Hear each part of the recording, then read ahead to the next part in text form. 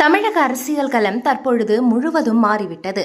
முன்னாள் முதல்வர் ஸ்டாலின், எதிர்க்கட்சித் தலைவர் எடப்பாடி பழனிசாமி என்று இருந்த களம் தற்பொழுது தாவேகா அரசு அமைந்ததிலிருந்து முதல்வர் விஜய், அவரை எதிர்த்து அரசியல் செய்பவர்கள் என களம் முற்றிலும் அடியோடு மாறிவிட்டது.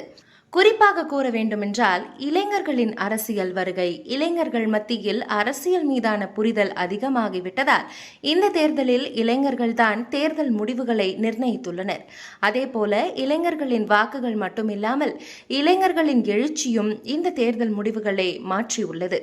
அந்த வகையில் இனி தமிழகத்தில் இளைஞர்கள் சக்தியை ஈர்க்கும் ஒருவர்தான் முதல்வராகவும் அவரை எதிர்க்கும் தலைவராக உருவாக முடியும் என்கின்ற நிலை விஜய் ஆட்சிக்கு வந்ததற்கு பிறகு மாறிவிட்டது. இந்த நிலையில் முதல்வராக விஜய் அமர்ந்தாலும் விஜயை எதிர்த்து அரசியல் செய்ய எத்தனையோ கட்சிகள் இருந்தாலும், குறிப்பாக அதிமுக, திமுக, பாஜக, நாம் தமிழர் கட்சி என இருந்தாலும், எந்த அரசியல் தலைவர் எந்த கட்சியில் விஜயை எதிர்த்து அரசியல் செய்ய முடியும்? யார் செய்தால் மக்கள் ஏற்றுக்கொள்வார்கள் என பலரின் கேள்வியும் ஆர்வமாக எழுந்துள்ளது.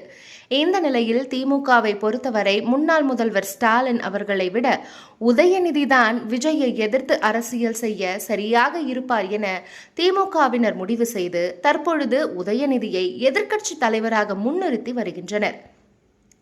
அதிமுகவில் இதுவரை இளைய தலைவர் யாரும் இல்லாத காரணத்தால் தற்போது அதிமுக பிளவுபட்டு கிடக்கிறது. நாம் தமிழர் கட்சியின் சீமான் தான் பிரதானம். எனவே விஜயை எதிர்த்து சீமான் ஏற்கனவே அரசியல் செய்ததில் ஆளும் விஜய் எதிர்த்து சீமானால் கேள்வி கேட்க முடியும். அதே நேரத்தில் முதல்வர் விஜய்க்கு சரிக்கு சமமாக நின்று அவரின் ஆட்சியை குறித்து கேள்வி எழுப்பி அதனை டேட்டாவுடன் மக்கள் மத்தியில் விழிப்புணர்வு போன்று ஏற்படுத்தி சரியான கேள்வி எழுப்பி நேரம் காலம் பார்க்காமல் உழைக்க ஒரே தலைவர் பாஜக முன்னாள் மாநில தலைவர் அண்ணாமலை. அவரால் தான் முடியும் என இப்பொழுது பல அரசியல் விமர்சகர்களே கூறி வருகின்றனர். பாஜக முன்னாள் மாநில தலைவர் அண்ணாமலை தான் சரியாக இருப்பார், விஜயை எதிர்க்க இவரால் மட்டுமே முடியும் என இப்பொழுது பேச்சுக்களும் கிளம்பிவிட்டது. இந்த நிலையில் தற்பொழுது நடந்து முடிந்த குரு பெயர்ச்சி விஜய் மற்றும் அண்ணாமலைக்கு எப்படி இருக்கிறது என சில ஜோதிடர்களிடம் விசாரித்து பார்த்தோம். அது குறித்து சில சுவாரஸ்ய தகவல்களும் கிடைத்துள்ளன. முதல்வர் விஜயும் கடகராசி, அண்ணாமலையும் கடகராசி. கடகராசி என்பதால் இந்த இருவருக்கும் குரு பெயர்ச்சி தற்போது உச்சத்தில் இருக்கிறது. எனவே இரு மலைகளும் மோதுவது போன்று இவர்களின் அரசியல் இருக்கும் என எதிர்பார்க்கப்படுகிறது. முதல்வர் விஜய், அண்ணாமலை என இவர்களின் உச்ச குரு பெயர்ச்சி எப்படி இருக்கும் என சில ஜோதிடர்கள் கூறியுள்ளனர்.